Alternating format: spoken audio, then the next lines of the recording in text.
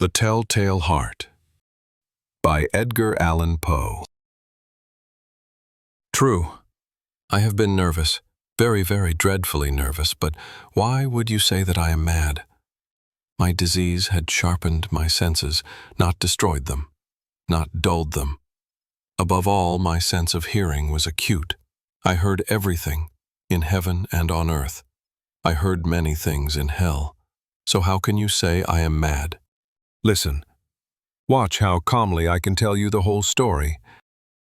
It's impossible to say how the idea first entered my mind, but once it did, it haunted me day and night. There was no reason for it, no passion driving it. I loved the old man. He had never wronged me, never insulted me. I had no desire for his gold. I think it was his eye. Yes, it was that. One of his eyes looked like a vulture's, a pale blue eye with a film over it. Whenever it looked at me, my blood ran cold, and so, slowly, very slowly, I made up my mind to take the life of the old man and get rid of that eye forever. Now this is the point. You think I'm mad. Madmen know nothing. But you should have seen me. You should have seen how wisely I proceeded. With what caution, with what foresight, with what deceit I went to work. I was never kinder to the old man than during the whole week before I killed him. And every night, around midnight, I would turn the latch of his door and open it, oh so gently. And then, when I had made an opening just big enough for my head, I put in a dark lantern, all closed so that no light shone out, and then I thrust in my head. Oh, you would have laughed to see how cunningly I thrust it in. I moved it slowly, very, very slowly, so that I wouldn't disturb the old man's sleep. It took me an hour to get my head through the opening far enough to see him as he lay upon his bed. Ha! Would a madman have been so careful as this? And then, when my head was well into the room, I cautiously, oh so cautiously, opened the lantern, for the hinges creaked. I opened it just enough for a single thin ray to fall upon the vulture eye, and this I did for 7 long nights, every night just at midnight, but I found the eye always closed, and so it was impossible to do the work, for it was not the old man who vexed me, but his evil eye. And every morning when the day broke, I boldly entered the chamber and spoke cheerfully to him, calling him by name in a hearty tone, and inquiring how he had slept. So you see, he would have been very sharp indeed to suspect that every night, just at 12, I was looking in on him while he slept. On the 8th night, I was more cautious than usual in opening the door. A watch's minute hand moved faster than mine did. Never before that night had I felt the extent of my own powers, of my wisdom. I could hardly contain my feelings of triumph. To think that there I was, opening the door little by little, and he never even dreamed of my secret deeds or thoughts. I chuckled at the idea, and maybe he heard me, for he suddenly moved on the bed, as if startled. Now, you might think that I pulled back, but no. His room was as black as pitch with the thick darkness, for the shutters were closed tight out of fear of robbers. So I knew that he couldn't see the door opening, and I kept pushing it steadily, steadily. I had my head in and was about to open the lantern, when my thumb slipped on the tin fastening, and the old man sprang up in bed crying out, "Who's there?" I stayed completely still and said nothing. For a whole hour I didn't move a muscle, and in the meantime I didn't hear him lie down. He was still sitting up in bed listening, just as I had done night after night, hearing the death watches in the wall. Then I heard a slight groan, and I knew it was the groan of mortal terror. It was not a groan of pain or of grief, oh no. It was the low, muffled sound that comes from the bottom of the soul when it is filled with awe. I knew that sound well. Many a night, just at midnight, when all the world slept, it had risen from my own chest, deepening with its dreadful echo the terrors that distracted me. I say I knew it well. I knew what the old man felt, and I pitied him, although I chuckled inside. I knew he had been lying awake since the first slight noise when he had turned in bed. His fears had been growing ever since. He had been trying to convince himself they were baseless, but he couldn't. He had been saying to himself, "It is nothing but the wind in the chimney. It's only a mouse crossing the floor, or it's just a cricket making a single chirp." Yes, he had been trying to comfort himself with these assumptions, but all in vain. All in vain because death, approaching him, had cast its black shadow before him and enveloped the victim. And it was the mournful influence of that unseen shadow that caused him to feel, although he neither saw nor heard it, that my head was in the room. When I had waited a long time, very patiently, without hearing him lie down, I decided to open a very, very little, crevice in the lantern. So I opened it. You cannot imagine how stealthily, until, at last, a single dim ray, like the thread of a spider, shot out from the crevice and landed on the vulture eye. It was open, wide, wide open, and I became furious as I looked at it. I saw it clearly, all a dull blue, with a hideous film over it that chilled the very marrow in my bones. But I could see nothing else of the old man's face or body, for I had aimed the ray exactly at that cursed spot. And now, have I not told you that what you mistake for madness is just an oversensitivity of the senses? Now, I say, there came to my ears a low, dull, quick sound like the ticking of a watch when it's wrapped in cotton. I knew that sound well, too.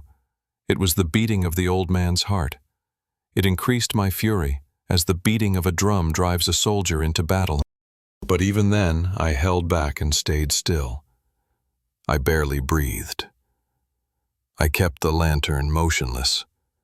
I tried to keep the ray steadily on the eye.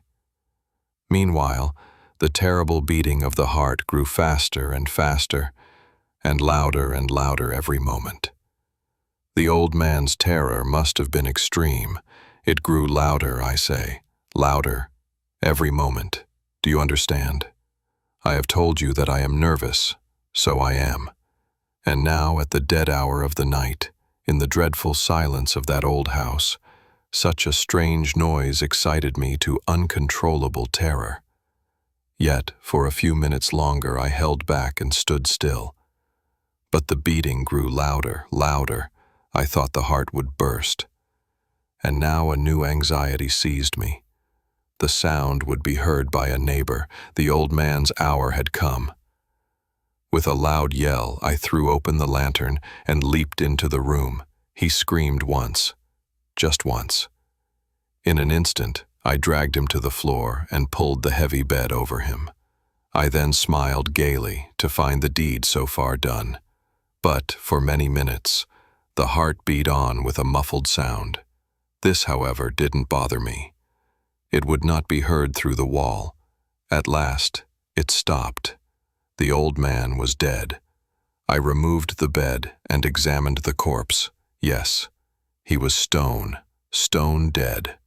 I placed my hand on the heart and held it there for many minutes. There was no pulse. He was stone dead. His eye would trouble me no more. If you still think I'm mad, you will no longer when I describe the wise precautions I took to hide the body. The night was ending, and I worked quickly but in silence.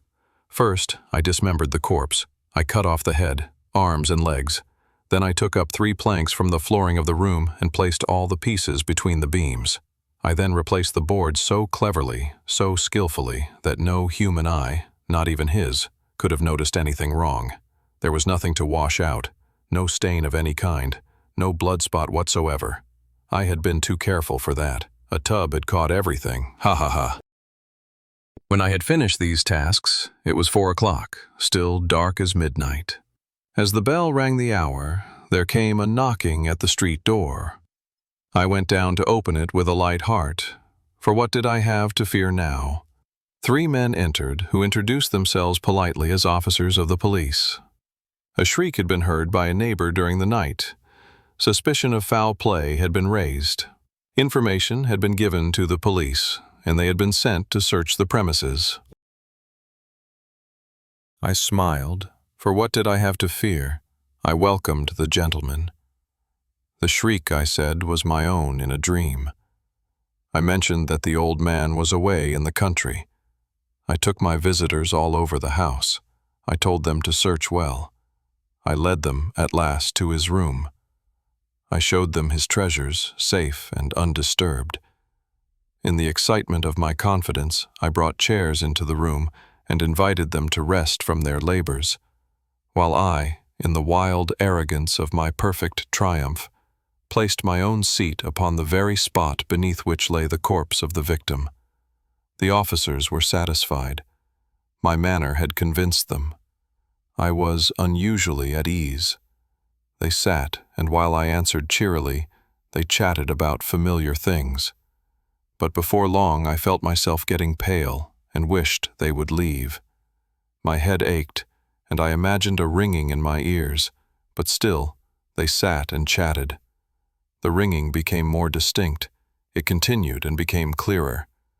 I talked more freely to get rid of the feeling, but it continued and became more definite, until at last I realized that the noise was not in my ears.